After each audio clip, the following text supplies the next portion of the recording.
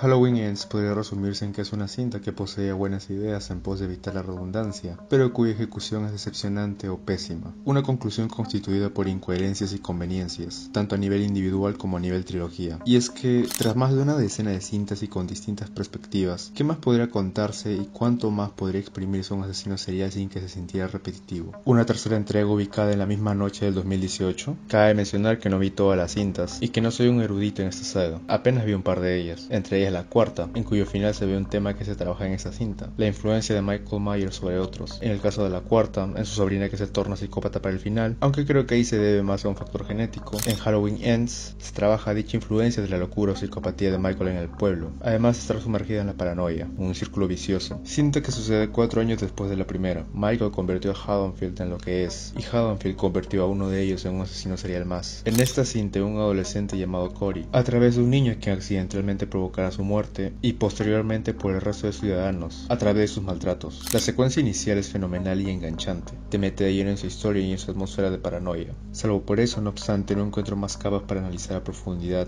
a comparación de la otra cinta de la cual hablaré en este video. No obstante, su principal problema a mi parecer es el foco protagónico. Se supone que en esta entrega final debe darse la conclusión a los verdaderos protagonistas de la saga, Laurie y Michael, quienes son secundarios y relegados a los últimos 20 minutos, y eso para centrarse en el nuevo personaje ignorado de la publicidad intencionalmente, asumo yo, porque hubiera revelado la verdadera dirección de la historia y hubiera sido un repelente para un sector de la taquilla.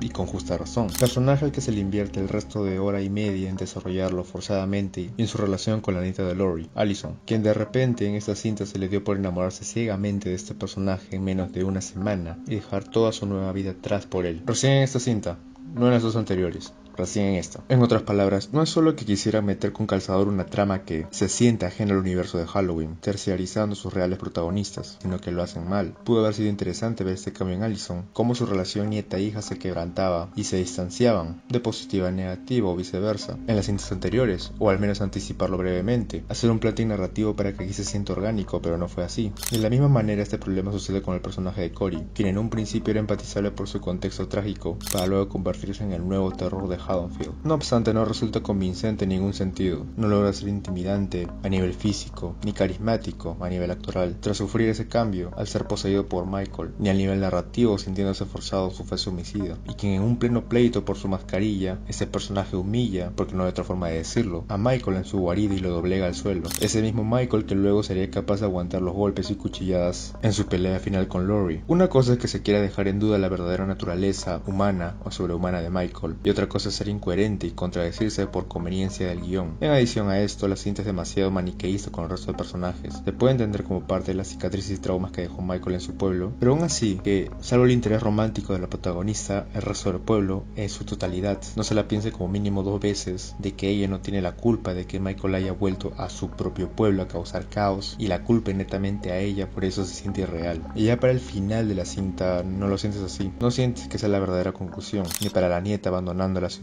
cuando se supone que estaba conforme con su nueva vida al inicio de la cinta, hasta que un personaje random le metió la idea de abandonar todo por él y que tras acabar de mala manera la relación con la única familia que le queda, vuelva como si nada y esté en paz de nuevo con su abuela. Ni para Laurie, quien tras tener un flashback de todo lo vivido en películas anteriores, como recalcando de manera poco ingeniosa: mira, ese es el final de la saga, mata a Michael y vive en paz de nuevo, puesto que te mostraron en un inicio que ella vivía en paz, una paz total, en donde Laurie definitivamente había superado su pasado, por lo que esta segunda paz se siente repetitiva, un retorno al status quo, y sintiéndose innecesario todo lo que vimos durante esta hora y 50, como algo que fue de una sola noche. Cuando me enteré de su existencia con su tráiler no tuve expectativa alguna, pensé que sería algo similar y genérico como Verdad o Reto. Incluso el mismo póster te invitaba a pensar que verías una cinta genérica más, no es muy creativo que digamos. Pero luego vi la buena recepción que estaba teniendo en redes sociales y llamó mi atención. La vi y resultó ser una tremenda sorpresa del género de terror del año, mucho más que la también aclamada Barbarian a mi parecer. Smile no es innovadora, para dejar en claro, tampoco diría que es la mejor cinta de terror del 2022, más aún con su uso, o mejor dicho abuso de jumpscares en cierto punto. Todo lo contrario, hace uso de lo ya conocido, de lo ya establecido, y haciendo uso del no es el qué sino el cómo, cuentas una historia, y al cómo haces uso de los recursos de un género, puedes crear un producto efectivo, funcional y entretenido. En su historia, en su protagonista y en su música, formándose así una identidad propia. En Smile seguimos a Rose, una doctora de un hospital psiquiátrico, quien ve morir o mejor dicho suicidarse a una paciente. A partir de dicho evento comenzará a vivir sucesos paranormales, los mismos sucesos que su última paciente, y averiguará cómo detener esta maldición. Una premisa que recuerda cintas como The Ring, It Follows o Drag Me to Hell, de las cuales hay clara influencia en distintos aspectos. Ese camino de búsqueda por respuestas demacrará la cordura y salud mental de nuestra protagonista, interpretada por Sosie Bacon, una mujer que trata de ayudar a otros, al punto de ser obsesiva en su trabajo, mientras que inconscientemente es alguien que se refugia en su trabajo para olvidar su trauma. Al menos es como lo interpreto yo, un personaje a quien vemos hundirse en la locura y en la paranoia, sin casi nadie que le ayude o le crea, sintiendo en carne propia lo que muchos de sus pacientes probablemente sentían y vivían, por medio de la interpretación de Bacon y su deterioro físico, gran trabajo del área de maquillaje. Es que logramos empatizar con ella, y es que el trauma es el tema principal de la cinta, y como todo trauma, la atormenta hasta la actualidad. De hecho, la cinta nos introduce a este mundo con dicho trauma, no solo la muerte de su madre, la cual Rose presenció en la escena inicial, sino que no hizo nada para impedirlo. Todo esto acompañado por el tema Trauma Loop, dándole esa atmósfera onírica, o mejor dicho, pesadillesca.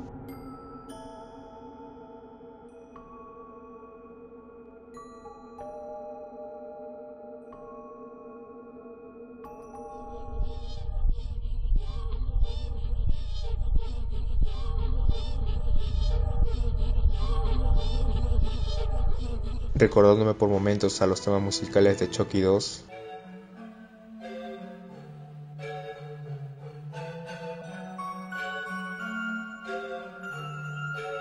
y The Requiem for a Dream.